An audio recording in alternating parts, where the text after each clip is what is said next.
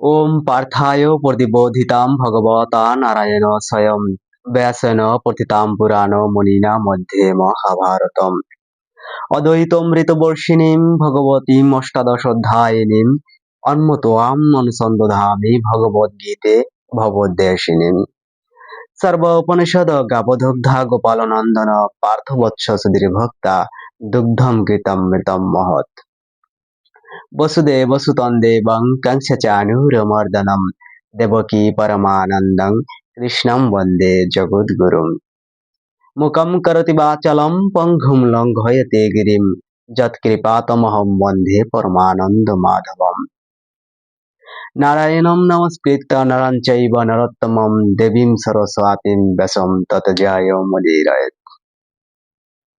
ॐ नमो भगवते वासुदेवाय। ओम नमो भगवते वासुदेवाय। ओम नमो भगवते वासुदेवाय।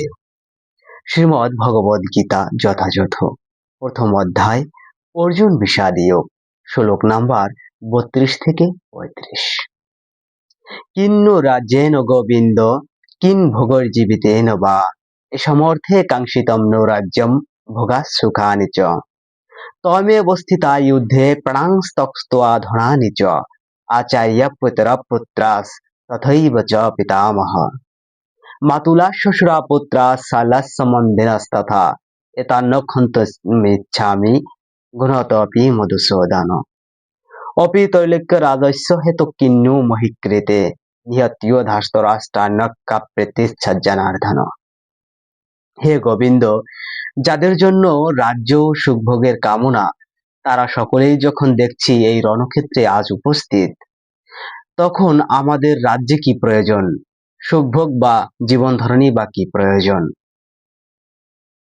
হে মধুসূদন, যখন আচার্য পিতৃব্য পিতা পুত্র মাতুল শ্বশুর পৌত্র শালক ও আত্মীয় স্বজন সকলেই প্রাণ ও ধনাদির আশা পরিত্যাগ করে আমার সামনে যুদ্ধে উপস্থিত হয়েছেন, তখন আমি তাদের হত্যা করতে চাইব কেন?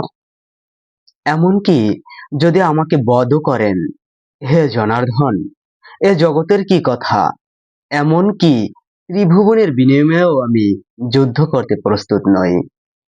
ধৃতরাষ্ট্রের পুত্রদের হত্যা করে আমরা কি সন্তোষী বা লাভ করব? অর্জুন শ্রীকৃষ্ণকে গোবিন্দ নামে সম্বোধন করেছেন, যেহেতু শ্রীকৃষ্ণ গো অর্থাৎ গাভীয় ইন্দ্রিয়গুলিকে আনন্দ দান করেন। এই তাৎপর্যপূর্ণ নামের দ্বারা সম্বোধন করার মাধ্যমে অর্জুন ইঙ্গিত জানালেন কিভাবে তার নিজের ইন্দ্রিয় তৃপ্ত হবে। কিন্তু গোবিন্দ নিজে আমাদের ইন্দ্রিয়গুলিকে তৃপ্ত করেন না। আমরা যদি গোবিন্দের ইন্দ্রিয়গুলিকে তৃপ্ত করি, তবে আমাদের ইন্দ্রিয়গুলি স্বয়ং তৃপ্ত হয়ে যায়। জাগতিকভাবে সকলেই তাদের নিজেদের ইন্দ্রিয়গুলির তৃপ্তি সাধন করতে চায় এবং তারা চায় ভগবান তাদের এই তৃপ্তি সাধনের সরবরাহকারী হন। যার যতটা ইন্দ্রিয় তৃপ্তি প্রাপ্য, ভগবান তাকে তা দিয়ে থাকেন, কিন্তু তা বলে তার আগ্রাসী কামনা অনুসারে নয়, কিন্তু তার বিপরীত পন্থা অবলম্বন করে, অর্থাৎ নিজেদের ইন্দ্রিয় তৃপ্তির কথা না ভেবে যদি গোবিন্দের ইন্দ্রিয় সেবায় ব্রতী হওয়া যায়, তখন গোবিন্দের আশীর্বাদে জীবদের সমস্ত বাসনাই চরিতার্থ হয়ে যায়। সমাজ ও পরিবারের প্রতি অর্জুনের গভীর মমতা কিছুটা তাদের প্রতি তার স্বাভাবিক করুণার প্রকাশ, তাই তিনি যুদ্ধ করতে নারাজ। প্রত্যেকেই নিজের ঐশ্বর্য তার বন্ধু বান্ধব ও আত্মীয় স্বজনকে দেখাচ্ছে চায়, কিন্তু অর্জুন আশঙ্কা করেছিলেন যে যুদ্ধে তার সমস্ত আত্মীয় স্বজন এবং বন্ধু বান্ধব নিহত হবে এবং যুদ্ধ জয়ের পরে তার ঐশ্বর্য ভোগ করবার জন্য তার সঙ্গে আর কেউ থাকবে না। এটি জড়জাগতিক জীবনের এক বিশেষ চিন্তাধারা। অপ্রাকৃত অনুভূতি সম্পন্ন জীবন অবশ্য ভিন্ন ধরনের।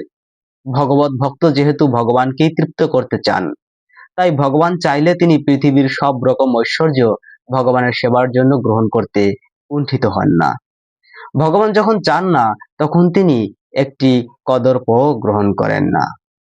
অর্জুন সেই যুদ্ধে তার আত্মীয় স্বজনদের হত্যা করতে চাননি, এবং তাদের হত্যা করাটা যদি একান্তই প্রয়োজন ছিল, তবে তিনি চেয়েছিলেন শ্রীকৃষ্ণ স্বয়ং তাদের বিনাশ করুন।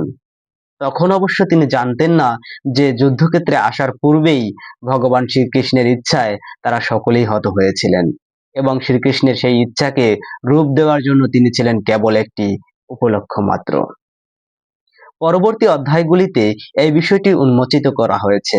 ভগবানের শুদ্ধ ভক্তরূপে অর্জুন কোনো ইচ্ছাই ছিল না তার দুর্বৃত্ত জ্ঞাতাভ্যাতাদের উপর প্রতিশোধ নেবার, কিন্তু এটি ভগবানেরই পরিকল্পনা ছিল যে তারা সকলে বিনাশপ্রাপ্ত হোক।